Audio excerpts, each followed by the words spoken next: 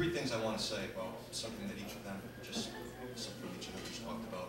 In regards to what Mike said about 9/11, I won't get into too much detail, but if you still think Bin Laden was responsible, I challenge you to do some research and find one piece of evidence that actually links him to the attacks. Not people on the news saying it, but just try to find one piece of evidence. In regards to what Mr. Pryor was saying about the Federal Reserve, do an internet search on the Grace Commission report, which was published in the 1980s during the Reagan administration.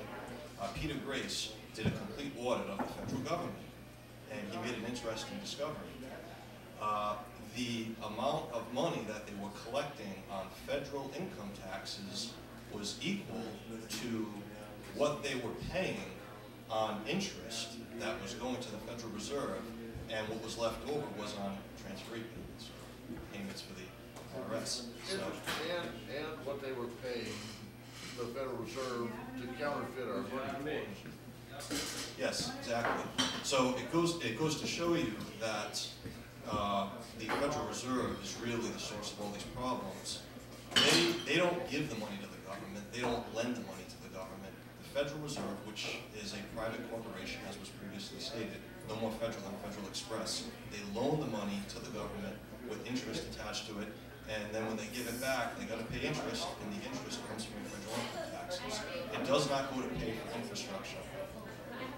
Just let me correct it this way here, Joe. There is no money that the Federal Reserve makes. There is nothing. They just print the paper. The United States government buys it for full face value, and that's the sucker deal, and that's the problem. You can't create nothing into something. That's the problem. You have to have something. I agree.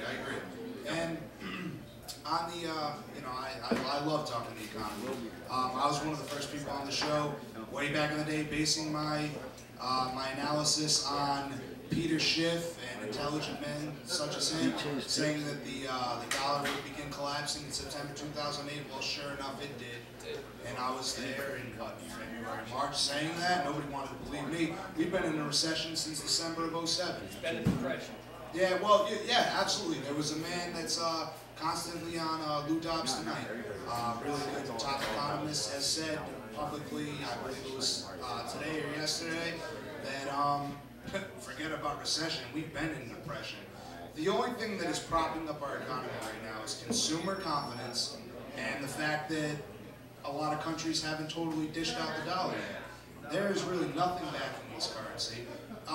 We talk about, you know, obviously you've all seen the huge wave of problems that's come with the housing crisis and you know, mortgage markets. Well, there's two more gigantic waves behind that we have not even seen yet. One would be the credit card crisis, which nobody's even mentioned yet, and behind that is hyperinflation, as Mr. Cryer mentioned before. And talk about Weimar Republic and burning money to keep warm. You can only imagine these type of things on the scale that the United States is seeing it right now. And forget about burning money, you're going to be stuffing your clothes with it to keep warm. When you vote at the next election, don't worry about what party the congressman or senator is in. Make them sign an affidavit stating that they will shut down the Federal Reserve System.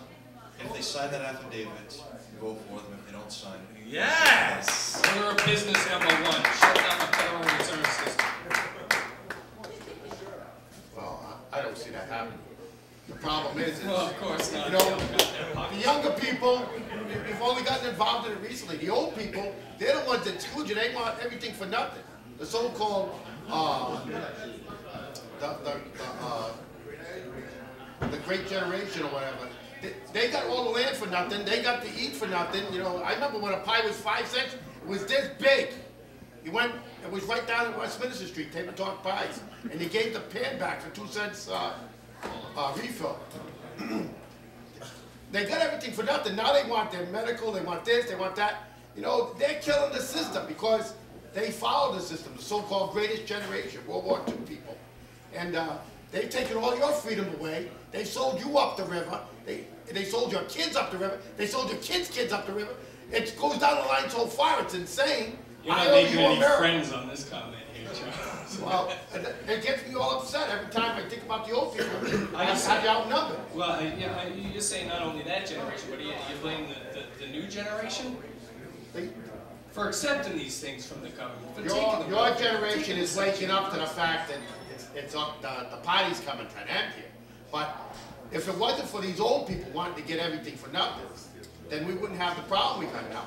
They got told, you know, that to work and to do this, and the government would take care of them all. The government played games with the money, destroyed the value of the money, and that's why I'm telling you about the 5-cent pie. The 5-cent pie now is $10. And that's what they did to the 5-cent, it's $10 bill now.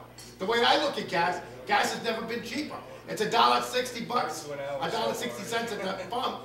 I think we're 14 minutes. That's less than, it cost me when I was a kid, it was only 30 cents a gallon.